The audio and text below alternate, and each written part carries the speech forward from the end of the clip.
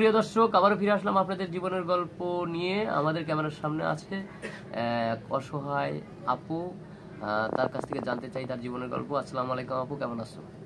ওয়ালাইকুম সালাম, ভালো আছি। আপনি কেমন আছেন? আলহামদুলিল্লাহ ভালো আছি। তোমার নাম কি আপু? রূপালী। রূপালী। বাড়ি কোথায়? চাপাই। চাপাই না, রাজশাহী চাপাই। হ্যাঁ। আচ্ছা, তোমার পরিবারে কে কে আছে? আমার পরিবারে কেউ নেই, আমি একাই। দাদির কাছে মানুষ হয়েছে, আমার বাবা মা ছোটবেলা মারা গেছে। ও, দাদির কাছে মানুষ হয়েছে না? তোমার বাবা মা ছোটবেলায় মানুষ মারা গেছে। আচ্ছা, এখন আমাদের ক্যামেরার সামনে আসার মূল কারণ কি? সাহায্য সহায়তার জন্য, না কোনো ভালো মানুষের সন্ধান, বিয়ে শাদী করবে এরকম কিছু? ভালো মানুষের ইয়েদের জন্য তো আসছি, যেন একটা ভালো মানুষ পেলে সংসার করতে পারি সেরকম। আমরা তো গরিব, কেউ নেই, তার জন্য। তো তোমার গ্রামে কোনো ভালো ছেলে নাই? এলাকার মেম্বার, চেয়ারম্যান দেখে শুনে বিয়ে শাদীর ব্যাপারে কোনো কথাবার্তা হয়নি কখনো?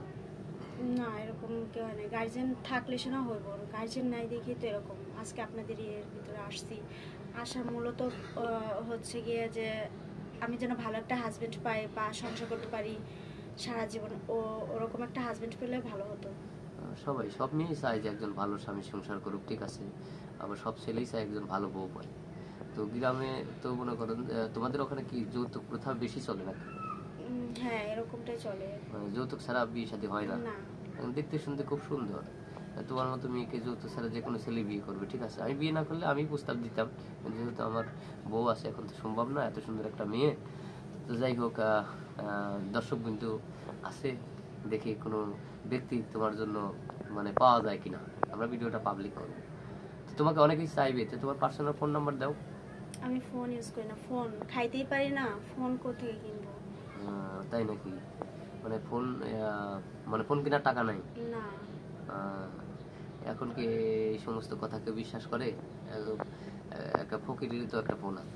থাকে ঠিক আছে, কিন্তু আমি তো কোনো কাজ টাজ করতে পারি না, দাদির কাছে মানুষ হয়েছি, তাহলে আমি ফোন কিনবো কি দিয়ে? ফকিরি করে ফোন থাকা স্বাভাবিক, কারণ ফকিরি তো ভালোটা ইনকাম করে, তুমি তার ভিক্ষা করতে পারবো না নাকি? সরি, কিছু মনে করে না, তোমার সাথে মজা করলাম, কারণ তুমি হয়তো একজন অসহায় মানুষ, কষ্ট নিও না। হ্যাঁ, আমরা চেষ্টা করবো, ঠিক আছে।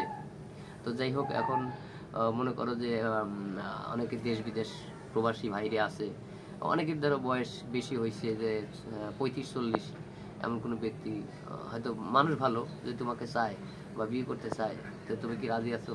হ্যাঁ, আমি রাজি আছি, কিন্তু ভালো হতে হবে। ভালো হতে হবে, মনের দিক দিয়ে ভালো হতে হবে, কেয়ারফুল হতে হবে। হ্যাঁ, এই তো। তাছাড়াও তোমার একটা স্বপ্ন আছে না, যে তুমি এত সুন্দর একটা মেয়ে, একটা স্মার্ট ছেলে তোমার প্রয়োজন নাই? যে আমি সুন্দর মানুষ, আমি একটা স্মার্ট ছেলে চাই, একটা লম্বা চূড়া চাই, সুন্দর চাই, এরকম কিছু ডিমান্ড না আছে? না না, স্মার্ট ছেলেদের প্রতি মানে ওইসব ছেলেরা কখনো বউদের মন বোঝে না, বাট কথা হচ্ছে যে ছেলেরা রূপ দিয়ে কখনো কিছু হয় না। আমি চাচ্ছি যে আমার হাজবেন্ড হবে, সে যেমনই থাকুক, শুধু আমাকে কেয়ারফুল করবে, মানে আমাকে কেয়ার করবে, লাভ করবে, এটাই। ভালোভাবে যেন আমি মৃত্যুর আগ পর্যন্ত সংসার করতে পারি। আর স্মার্ট ছেলেরা তো ওরা তো মানুষকে ঠকায়, মানে মেয়েদের জীবন নিয়ে খেলা করে, তো আমি সেরকম চাই না। ধন্যবাদ। আমরা আর স্কিপ বাড়াবো না। সুপ্রিয় দর্শক, মেয়েটার জীবনের গল্প শুনলেন, সে একজন ভালো মনের মানুষ চায়। আমাদের স্ক্রিনে আমাদের নম্বর দেওয়া থাকবে। মেয়ের কোনো পার্সোনাল ফোন নাম্বার নাই, কেউ অযথা ভিডিও কল দিবেন না, সরাসরি কল করবেন। আর ভালো থাকবেন, সুস্থ থাকবেন। আল্লাহ হাফিজ।